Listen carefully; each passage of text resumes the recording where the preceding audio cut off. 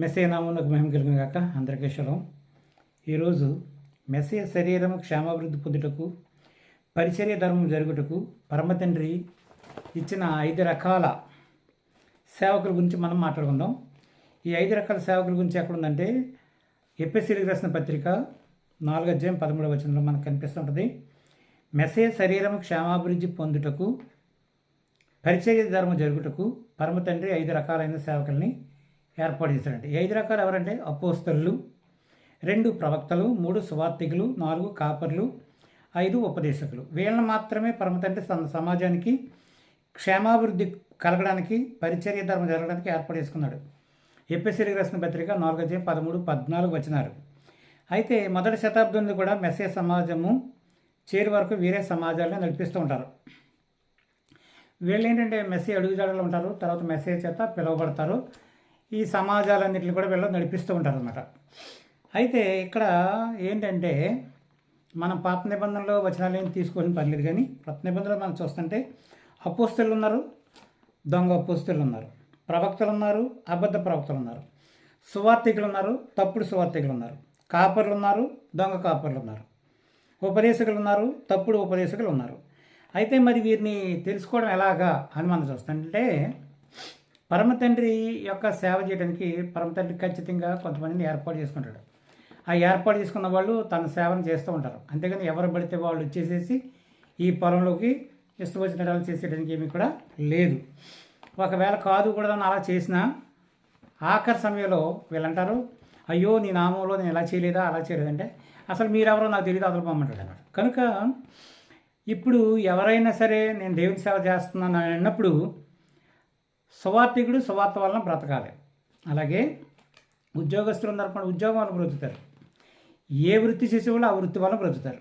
అలాగే సమాజాన్ని కాచేవాళ్ళు అపోస్తలు, ప్రవక్తలు, సువార్తికులు, కాపర్లు, ఉపదేశకులు వీళ్ళందరూ కూడా పరమతండ్రి చేత పోషించబడతారు. పరమతండ్రి ఎలా పోషిస్తాడంటే ఆయన విశ్వాసుల ద్వారా పోషించవచ్చు, లేక రకరకాల విధానాలు ఉన్నాయి. వాళ్ళందరినీ కూడా ఆయన సేవకులు ఆయన పోషించుకుని ఉంటాడు. అయితే మరి ఎలా పిలువబడ్డారో అనేది చూస్తుంటే పరమతండ్రి పిలిచాడంటే తప్పనిసరిగా ఆయన జీతం ఇస్తాడు.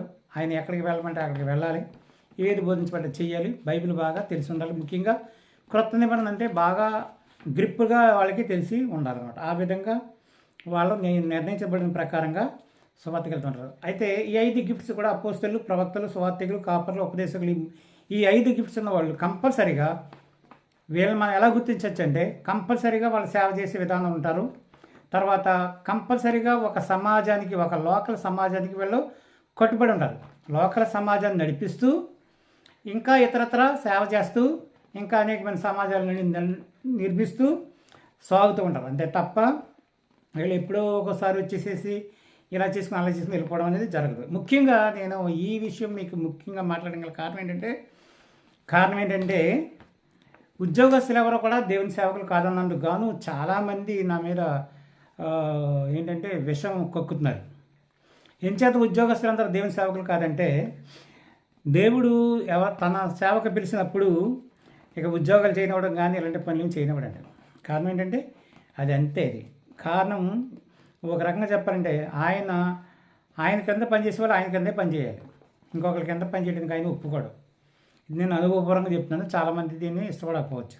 చాలామంది ఏమంటారంటే ఈ మోసగాళ్ళు కొంతమంది ఉన్నారండి. వాళ్ళు ఏం చెప్తుంటారంటే అపోస్తలుడైన పౌలు సేవ చేశాడు, డేరాలు కుట్టాడు చెప్తారు. అవన్నీ డేరాలు కుట్టడం కోసం ఆయన నేను పిలవలేదు. ఆయన డేరాలు కుట్టుకుని బ్రతుకు, నీకు నేను ఏ పైసా కూడా ఇవ్వలేను, నేను చాలా అసమర్థుడిని, నా సేవ మాత్రం చాలా ఉచితంగా చెయ్యి అని ఏమి అపోస్తలుడైన సౌలుకి ఆయన చెప్పలేదు. ఆ అపోస్తలుడైన సౌలు డేరాలు కుట్టి సువార్త చేశాడని ఒక పత్రిక రాసాము. అది 2007 సంవత్సరంలో 2000 రాసింది. అది మీకు అట్లా కావాలంటే ఫ్రీ PDF పంపిస్తాను. అది చదివితే ఆయన ఎలా సేవ చేశాడు, ఎన్ని పరిచర్య ప్రయాణాలు చేశాడు అన్ని మొత్తం అన్నీ కూడా దాంట్లో ఉంటాయి. అది మీకు ఒక లింక్ పంపిస్తాను, అది దాన్ని చూడండి. కనుక ముఖ్యంగా ఇప్పుడు మీకు బోధించే వ్యక్తులు ఎవరైనా సరే ఈ ఐదు గిఫ్ట్స్లోనూ అంటే అపోస్తలుడని అయ్యి ఉండాలి, అతను ప్రవక్త అయి ఉండాలి, సువార్తికుడని అయి ఉండాలి, కాపరి అని అయి ఉండాలి, లేకపోతే ఉపదేశకుడని అయి ఉండాలి. కాబట్టి ఈ ఐదు విషయాల్లోనూ ఏదో ఒక దానికే అతను చెంది ఉండాలి. కంపల్సరీగా సమాజం ఉండాలి, సమాజాన్ని నడిపించాలి. సమాజాన్ని నడిపించడమే కాకుండా విశ్వాసులు ఉండాలి. వాళ్ళకి బోధ చేస్తూ ఉండాలి, సువార్త చేస్తూ ఉండాలి. ఇలాగ చేస్తేనే అది పరమతండ్రి యొక్క సేవ. లేదనుకోండి ఇష్టం వచ్చినట్టు ఎలా ఎప్పుడు ఒకప్పుడు రావడం, ఏదేదో మాట్లాడటం, చేయటం, ఇలాంటి పనులు చేసే వాళ్ళు ఎవరు కూడా ఆయన యొక్క అపోస్తులు కాదు, ప్రవక్తలు కాదు, సువార్థికులు కాదు, కాపర్లు కాదు, ఉపదేశకులు కూడా కానేరారు కూడా. అలాంటి వాళ్ళ దగ్గర మీరు ఉన్నారనుకో మీరు పరలోకానికి వెళ్ళరు, పాతాళానికి వెళ్తారు. కాబట్టి మీరు ఈ విషయాలను చాలా జాగ్రత్తగా గమనించాలని కోరుతున్నాను. ఎందుకంటే ఈ అంచెదినాల్లో చాలామంది అంటున్నారు అబద్ధ బోధకులు వచ్చేసారు, అబద్ధ ప్రవక్తలు వచ్చేసారు. అసలు అబద్ధ బోధకులు ఎవరో తెలియాలంటే ముందు అపోస్తుల యొక్క పునాది మీద ఉన్నప్పుడు అబద్ధ బోధకులు ఎవరో, నిజమైన బోధకులు ఎవరో మీకు ఈజీగా తెలిసిపోతుంది అనమాట. అలా తెలియాలంటే ఏం చేయాలంటే కంపల్సరీగా ముందు ఈ అపోస్తులు ఎవరో పసిగట్టాలి మీరు. ప్రవక్తలు ఎవరో, సువార్థికులు ఎవరో, కాపర్లు ఎవరో, ఉపదేశకులు ఎవరో, వాళ్ళ పరిచర్య ఏ విధంగా ఉందో మీరు పసిగడితే దాన్ని బట్టి అప్పుడు మీరు ఈజీగా అబద్ధ బోధకులని పసిగట్టవచ్చు. లేకపోతే దేవుని చేత పిలవపడకుండా వచ్చిన వాళ్ళని కూడా మనం ఈజీగా పసిగట్టవచ్చు. అలా పసిగట్టాలంటే కంపల్సరీగా వాక్యం బాగా తెలిసి ఉండాలి. అలా తెలిసినప్పుడు మాత్రమే మీరు పసిగట్టగలరు. లేకపోతే మాత్రం మీరు కూడా మోసపోవడానికి అవకాశం ఉంటుంది. కనుక అలాగ మోసపోకుండా ఉండాలంటే మాత్రము తప్పనిసరిగా ఈ 5 పరిచర్యలు ఏ పరిచర్య మీ బోధకుడు కలిగి ఉన్నాడు అనేది మీరు పరిశీలన చేయండి. పరిశీలన చేసిన తర్వాత మీకు ఏమైనా విషయం అర్థం కాకపోతే నాకు ఫోన్ చేయండి, లేకపోతే నాతో మాట్లాడండి. నేను కన్న విషయాలు మీకు తెలియపాటు చేస్తాను. పరమ తండ్రి కొద్దిగా హెచ్చరిక మాటలను మన వెనుకలో దీవించి ఆశీర్వదించగలరు. అందరికీ శరణం.